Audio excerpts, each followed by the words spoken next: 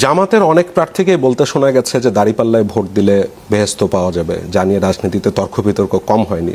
সর্বশেষ আমি দেখলাম জামাতের একজন প্রার্থী তিনি বলছেন, কোট আনকোট করে আবারও বলি, বিড়িতে শুকটান দিয়েও কেউ যদি দাঁড়িপাল্লা প্রতীকের দাওয়াত দেয় তবে আল্লাহ তাকে মাফ করে দিয়ে ভালো মানুষও বানিয়ে দিতে পারেন। তেমন মন্তব্যকে আপনি কিভাবে দেখেন, এবং দাঁড়িপাল্লার পক্ষ থেকে যে বারবার এমন লোভনীয় অফার দেওয়া হয় জান্নাতে যাওয়ার, সেটা কি জোট সঙ্গী হিসেবে রিকশায় ভোট দিলেও পাওয়া যাবে নাকি, বা আপনাদের অন্যান্য যারা শরিক আছে? এখানে মূল আসলে যেই কনসেপচুয়াল যে জায়গাটা সেটা পরিষ্কার থাকা দরকার। এরপরে কেউ বলতে ভুল করে, কারো উপস্থাপনা আপত্তিকর হতে পারে। মূল কথাটা হলো যে ভোট এটা একটা পবিত্র দায়িত্ব।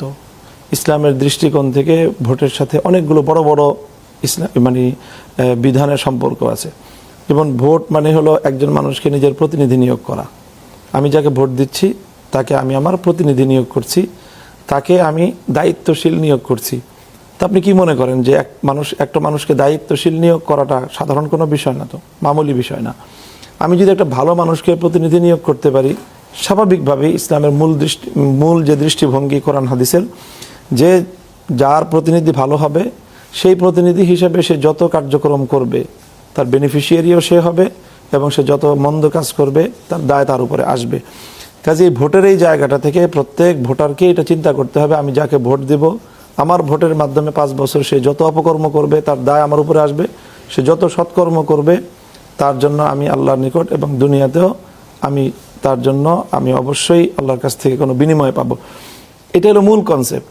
কাজেই কেউ যদি মনে করে যে কোনো প্রার্থীকে ভোট দিলে সে ভালো কাজ করবে, সে সৎ কাজ করবে, তাহলে সে যদি এই উদ্দেশ্যে ভোটটা দেয় তাহলে সে অবশ্যই এই ভালো প্রার্থীর যত ভালো কাজের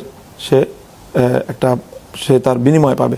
তার মানে জামাতের প্রার্থীদের এমন আহ্বানে আপনার সমস্যা নেই? না না না, কিন্তু কথা হলো যে সেই আহ্বান, সেই বক্তব্যের মধ্যে মাত্রা নির্ধারিত করতে হবে এবং সীমার বাইরে যাওয়া যাবে না। যেমন কেউ যদি এরকম বলে সুনির্দিষ্ট কোনো প্রতীকে ভোট দিলে জান্নাতে চলে যাবে, এই ধরনের কথা তো গ্রহণযোগ্য না।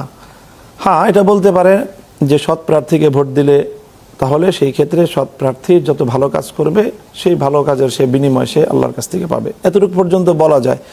কিন্তু এইভাবে কাউকে জান্নাতের কনফার্মেশন দেওয়ার সুযোগ কোনো প্রার্থীর জন্য বা কোনো প্রতীকের জন্যই, এটা আমি মনে করি সমীচীন না।